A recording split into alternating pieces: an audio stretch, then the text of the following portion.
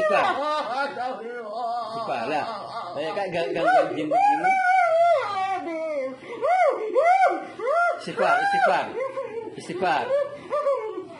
Istighfar. Udah. Ya, jadi ibu ini kan semoga Allah memberikan hidayah. Ya, semoga Allah memberikan ampunan. Ya. Kamu juga jangan terlalu ganggu ibu ini. Ya. Sampai 17 tahun enggak sholat kan. Ya. Ya. Ingat. Ya, semoga Allah memberikan hidayah. Jadi tugasnya ibu ini akan sholat. Ya. Jadi jangan pakai musik-musik Bu ya. Nah, musik-musik, kemudian nonton sinetron yang cinta-cinta, melankolis, akhirnya ini drama-drama. Wis. Insyaallah. Bismillahirrahmanirrahim. Assalamualaikum warahmatullahi wabarakatuh. Masih bersama dengan kami Nailah Bahdar, Pustaka Ruqyah Facebook. Kali ini sedikit bahasan tentang terapi ruqyah.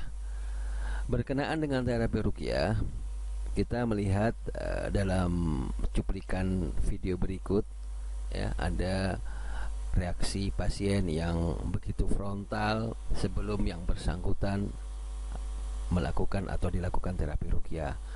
Mengapa demikian? Ini banyak sekali faktor yang menyebabkan. Pertama adalah gangguan yang sangat intens dan sering sekali. Itu karena pasien tersebut mungkin psikisnya sangat lemah, kemudian sebelumnya telah tersugesti rasa takut, atau bisa juga karena memang gangguan jin yang ada dalam tubuhnya bereaksi akibat dari nasihat-nasihat atau obrolan yang disampaikan saat interview. Nah, berkaitan dengan reaksi sebelum ruqyah juga penuh dengan tipu daya. Jadi kita sebagai pengobat atau orang yang melakukan pengobatan ruqyah juga harus berhati-hati.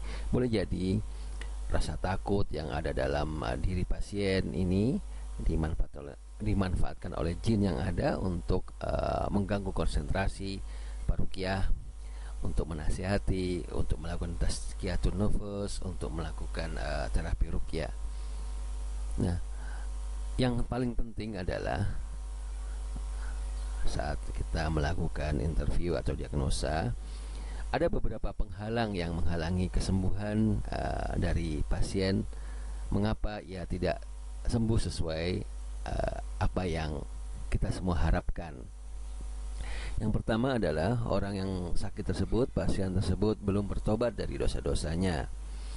Ia tidak berpegang teguh pada agama, dan yang paling penting susah mencari kesembuhan kalau dia hanya berkutat di seputar reaksi saja, ya. Jadi yang paling penting adalah bagaimana pasien tersebut memahami kesalahannya, memahami akan kekeliruannya, kemudian mau bertobat akan atas kesalahan-kesalahan yang ia lakukan selama ini. Nah, insya Allah ini akan mempermudah jalan kesembuhan. Kemudian yang kedua, beberapa penghalang yang juga menghalangi kesembuhan, yaitu adalah orang yang sakit memiliki akidah yang rusak. Ia bergantung kepada selain Allah dan banyaknya kesirikan-kesirikan. Ini juga sangat-sangat berpengaruh pada kesembuhan. Termasuk yang ketiga adalah menyimpan jimat-jimat, pusaka-pusaka, dan yang bersangkutan enggan menghancurkannya. Jadi ruqyah adalah doa, dan dikabulkannya doa itu juga bergantung kepada halalnya apa yang kita makan, kemudian keyakinan kepada Allah, seperti itu. Dan juga yang keenam adalah bersabar dengan ujian Allah yang diberikan tersebut.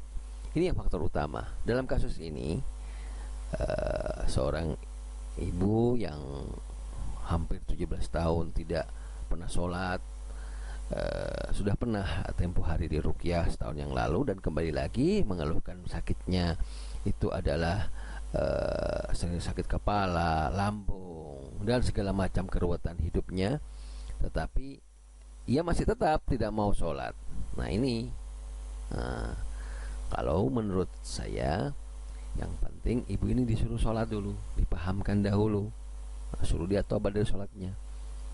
Ya, siapalah kita ini peruqyah yang semuanya bergantung kesembuhan ini kepada Allah semata. Allah datangkan sakit kepada si ibu ini, Allah datangkan keruwetan kepada ibu ini, kepada keluarga ini, ya karena dosa-dosanya mungkin. Ya mari taubatin, suruh dia melakukan hak-haknya sebagai manusia, sebagai orang Islam, suruh sholat. Siapa kita? Kita mau mengobati orang yang tidak sholat, orang yang berani melanggar perintahnya Allah. Itu sih, makanya saya suruh dia sholat seminggu. Kalau memang sudah dilakukan, silakan balik, akan saya ruqyah. Demikian. Waalaikumsalam warahmatullahi wabarakatuh. Pusaka dan yang bersangkutan enggan menghancurkannya. Jadi ruqyah adalah doa, dan dikabulkannya doa itu juga bergantung kepada halalnya apa yang kita makan, kemudian keyakinan kepada Allah, seperti itu. Dan juga yang keenam adalah bersabar dengan ujian Allah yang diberikan tersebut. Ini yang faktor utama. Dalam kasus ini, seorang ibu yang hampir 17 tahun tidak pernah sholat, sudah pernah tempo hari diruqyah setahun yang lalu dan kembali lagi mengeluhkan sakitnya itu adalah sakit kepala, lambung dan segala macam keruwetan hidupnya, tetapi ia masih tetap tidak mau sholat. Nah ini, kalau menurut saya yang penting ibu ini disuruh sholat dulu, dipahamkan dahulu, suruh dia tobat dari sholatnya. Ya, siapalah kita ini peruqyah yang semuanya bergantung kesembuhan ini kepada Allah semata. Allah datangkan sakit kepada si ibu ini, Allah datangkan keruwetan kepada ibu ini, kepada keluarga ini, ya karena dosa-dosanya mungkin. Ya mari taubatin, suruh dia melakukan hak-haknya sebagai manusia, sebagai orang Islam, suruh sholat. Siapa kita? Kita mau mengobati orang yang tidak sholat, orang yang berani melanggar perintahnya Allah. Itu sih, makanya saya suruh dia sholat seminggu. Kalau memang sudah dilakukan, silakan balik, akan saya ruqyah. Demikian. Waalaikumsalam warahmatullahi wabarakatuh. Ini Allah datangkan keruwetan kepada ibu ini, kepada keluarga ini, ya karena dosa-dosanya mungkin. Ya mari taubatin, suruh dia melakukan hak-haknya sebagai manusia, sebagai orang Islam, suruh sholat.